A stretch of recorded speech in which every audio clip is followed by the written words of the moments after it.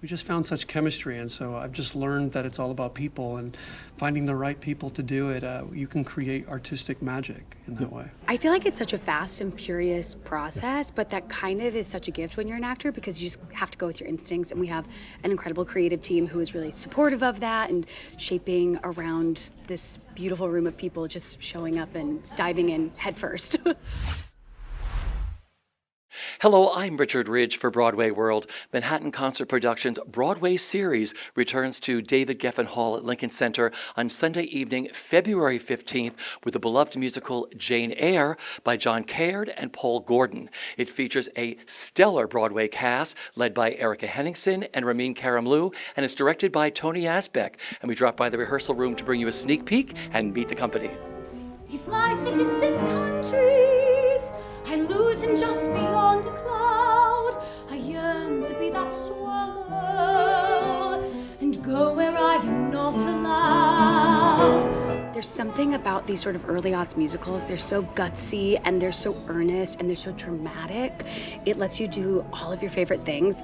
I always say if I had heard this score when I was 11 years old, I would have been singing it with the lights off in my bedroom because it doesn't hold back. It doesn't hold back from the love. It doesn't hold back from the drama. It doesn't hold back from the sort of emotional catharsis that all these characters go through. It's really 0 to 100 when this show starts. Yeah. When I heard Erika was going to be Jane Eyre, I was like, if you phone her and ask her if she minds me being Rochester, I'm in. She gave me the thumbs up, so it's been a great experience. We're halfway through the week, and it's already you wish, I could do this for much longer, you know.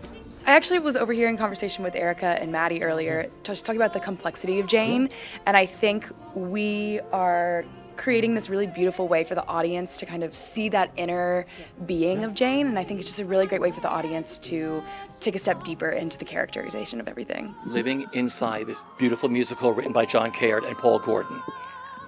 I mean, they're in the room with us, which is like legendary. So we have them at our fingertips to ask all the questions, which is incredible. You don't always have that with these like epic musicals.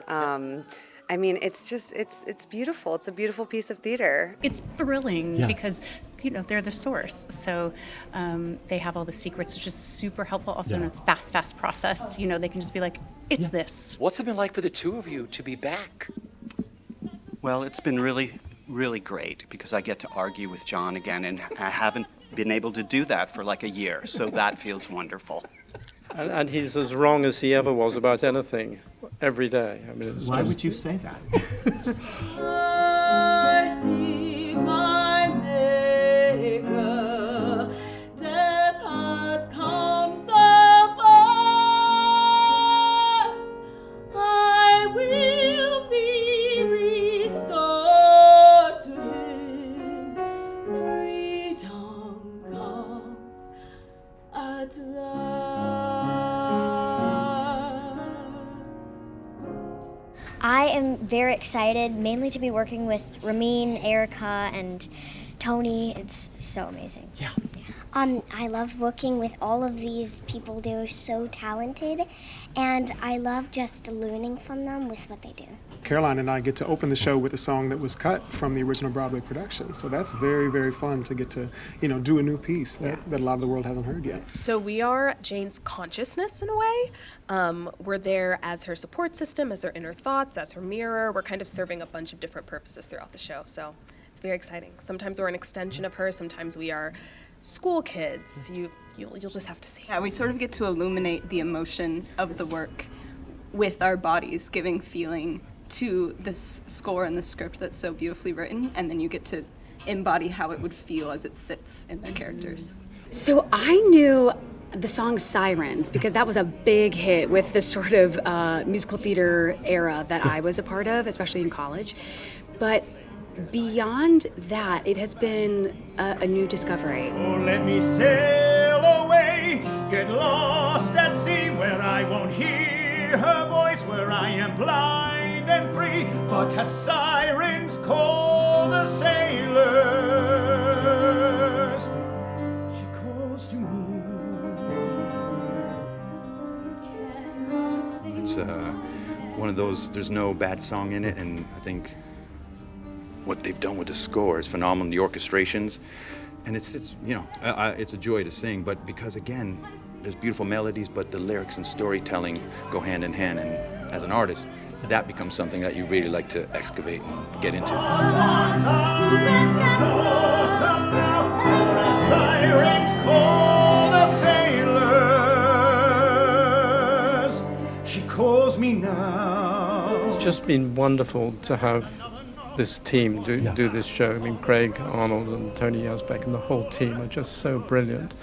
And they've got such a short space of time to put it on, but they're just so inventive and clever and heartfelt. And the whole thing's just such a pleasure to watch them achieving. It's just brilliant. A lot of what we've been doing over the past few years is taking themes and pieces of music that we cut for Broadway that we felt like never needed to leave the show. So it's been glorious putting things back and getting this to be the version of the show that we truly love. We're bringing dance into the show, a little bit of movement, a little bit of life into the complexities of Jane Eyre, and that's really amazing to feel that support from them and willingness to kind of add to their beautiful visuals and story that they already have. So that's great.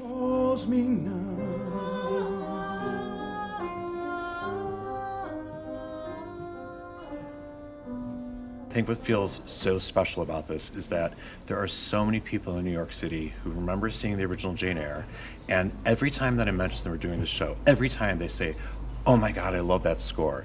So I think it just feels so satisfying to get to present it to New York City again for the first time in 25 years, and to do it on this scale with a full orchestra and new choral arrangements, and obviously this huge choir.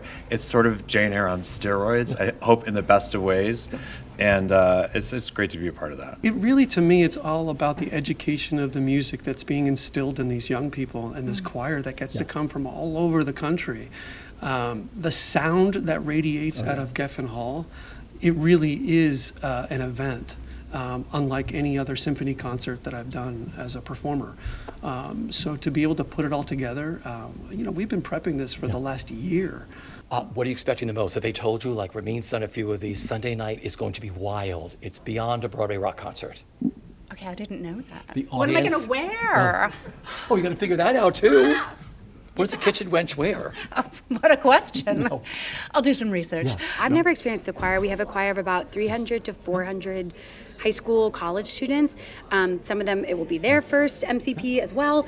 So that's very fun. But they're going to add that final texture when, like, Broadway musicals were massive. This is a massive musical. And I think it could only come back to New York in something as broad and sweeping as this. Now, you mentioned Iran. Tell me.